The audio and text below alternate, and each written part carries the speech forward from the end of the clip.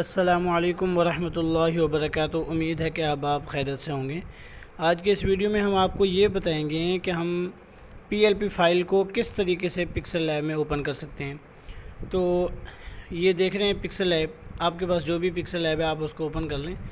उसके बाद ये नीचे देख रहे हैं माई प्रोजेक्ट, इस पर क्लिक करना है। यहाँ पर क्लिक करने के बाद आपके सामने ये ऑप्शन आ जाएगा, तो यहाँ पर आप क्लिक करें। क्लिक करने के बाद आप ये देख रहे हैं स्टोरेज, इस पर क्लिक करें, ये देखें, ठीक है। उसके बाद उस फोल्डर को ढूंढें कि आपको ब्लूटूथ के ज़रिए मिला है, व्हाट्सएप के ज़रिए मिला है, या किस यानी एप्लीकेशन के तहत आपको वो पीएलपी फ़ाइल मिला है, टेलीग्राम पे मिला है, जिस पे भी मिला है आप उस फोल्डर को ओपन कर लें। मिसाल के तौर पर मैं व्हाट्सएप जीबी को ओपन करता हूँ। उसके बाद यहाँ पर मीडिया का ऑप्शन आएगा अगर आपको व्हाट्सएप के ज़रिए मिला है। उसके बाद डॉक्यूमेंट्स वाला फ़ोल्डर, तो यहाँ पर मैं ये देखें पीएलपी फ़ाइल मेरे पास मौजूद है, तो मैं इनमें से जिसको चाहूँ ओपन कर सकता हूँ। मिसाल के तौर पर मैं इसको ओपन कर रहा हूँ, ठीक है। तो ये देखें ये मेरे सामने आ चुका है।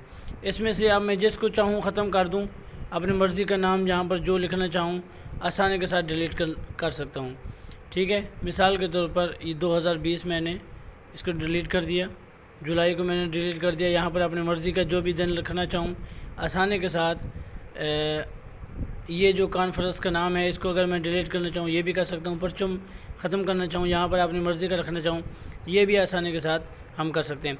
अगर आपके सामने ये माई प्रोजेक्ट वाला ऑप्शन ना आ रहा हो तो उसका तरीका ये है कि आप ये 3 डॉट देख रहे हैं, इस पर क्लिक करें। उसके बाद ओपन पीएलपी फ़ाइल पे क्लिक करें। यहाँ पर क्लिक करने के बाद आपके सामने इस तरीके से ऑप्शन आएंगे, तो आप यहाँ पर पीएलपी फ़ाइल पे क्लिक करें। यहाँ पर क्लिक करने के बाद उसी तरीके से आपने स्टोरेज पे क्लिक करना है और यहाँ पर उसी फोल्डर के अंदर चले जाना है। मिसाल के तौर पर मेरे पास यहाँ पर बाकायदा एक फ़ोल्डर है पीएलपी फ़ाइल का, तो यहाँ पर मैं क्लिक करता हूँ। उसके बाद इसको ओपन कर लेता हूँ। आपके जिस भी ऑप्शन में वो फ़ाइल मौजूद हो, जिस फोल्डर में, आप उसी फोल्डर को ओपन करें और इसको इस तरीके से अपने स्क्रीन के सामने ला सकते हैं और इसको अपनी मर्ज़ी से एडिट कर सकते हैं। उम्मीद है कि आपको बहुत कुछ समझ आ चुका होगा।